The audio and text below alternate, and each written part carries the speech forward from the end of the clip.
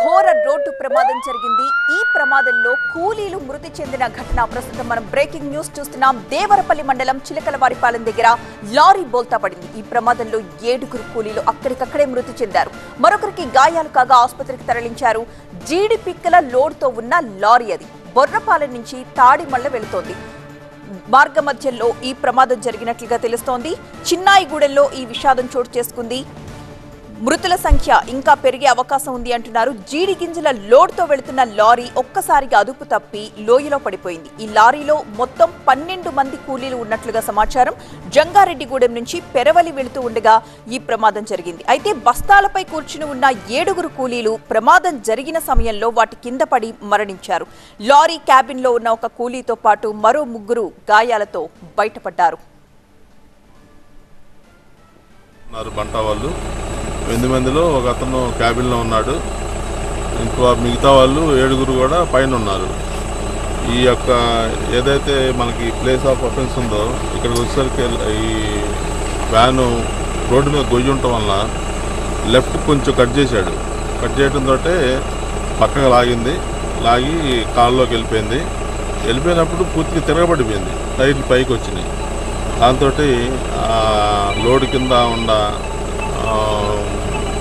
8 మంది మొత్తం 8 మందిలో 7 చనిపోయారు.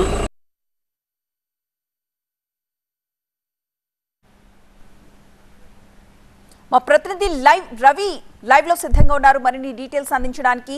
రవి, ఈ కూలీలందరూ కూడా ఎవరు, ఎక్కడి వారు, ఇంకా ఎంతమంది గాయాలతో ఉన్నారు, మొత్తం ఎంతమంది ఈ ట్రాలీలో ప్రయాణిస్తూ ఉన్నారు?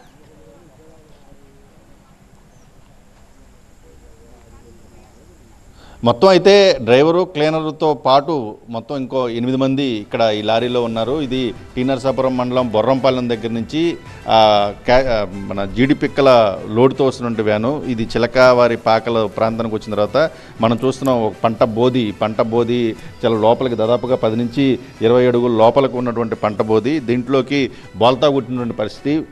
ఈ ఘటనలోనే మొత్తం 7 మనం కొంచెం విజువల్స్ కనుక గమనిస్తే దాదాపుగా జీడి పిక్కల బస్తాలు ఒక్కొక్కటి కూడా 50 కేజీల వరకు ఉన్న బస్తాలు దాదాపుగా 300 వరకు పైగా కూడా బస్తాలు ఉన్నాయని చెప్తున్నారు. ఈ 300 బస్తాలు మొత్తం కూడా ఒకసారిగా కూడా ఈ పైన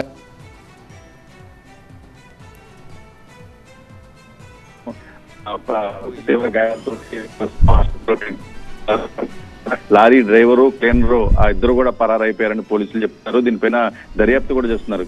కేవలం మార్కెట్ సెస్ ఏదైతే ఉందో మార్కెట్ సెస్ ను తప్పించుకోవడానికి ఈ రోడ్డు మార్గాన్ని వీళ్ళు ఎంచుకున్నట్టు తెలుస్తుంది. పూర్తిగా కూడా ఇది గ్రామాలను కలుపుకుంటూ వెళ్లే కొద్దిపాటి రోడ్డు, అది కూడా పూర్తిగా కూడా గోతులమయమైపోయిన రోడ్డు. చీకట్లో ఈ మార్గంలో వెళ్తున్నటువంటి సందర్భంలో పూర్తిగా కూడా ఇక్కడికి వచ్చిన తర్వాత ఈ కుడి చేతి వైపున ఒక గొయ్యి ఉంది.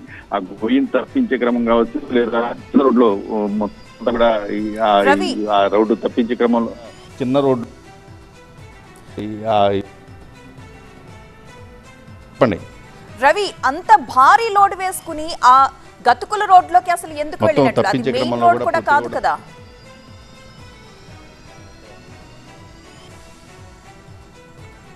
అంటే మెయిన్ రోడ్డు కాదు, నల్లజర్ల రోడ్డు. డైరెక్ట్గా నల్లజర్లకి ఆ హైవే ఎక్కేస్తే మంచి హైవే మీద చక్కగా వెళ్ళేటువంటి రోడ్డు మార్గం ఉంది. అయినా సరే ఈ మార్గాన్ని ఎంచుకోవడానికి కారణం కేవలం మైలేజ్ కలిసి వస్తుందని కావచ్చు, లేదా అక్కడ అనంతపల్లి దగ్గర ఉన్నటువంటి టోల్గేట్ 100 రూపాయలు. Right, thank you Ravi. మనం చూస్తున్నాం తూర్పు గోదావరి జిల్లాలో జరిగిన ఘోర రోడ్డు ప్రమాద ఘటన. ప్రధాన రహదారి ఉండగా ఆ రహదారిలో కాకుండా పక్క రోడ్లోంచి వెళ్లి ఈ ప్రమాదానికి గురైనట్లుగా తెలుస్తోంది. మొత్తం ఈ ఘటనలో 7 స్పాట్ డెడ్ కాగా 3 వ్యక్తులు గాయాలతో బయటపడ్డారు. అయితే లారీ డ్రైవర్, క్లీనర్ మాత్రం అక్కడి నుంచి పరారైనట్లుగా తెలుస్తోంది.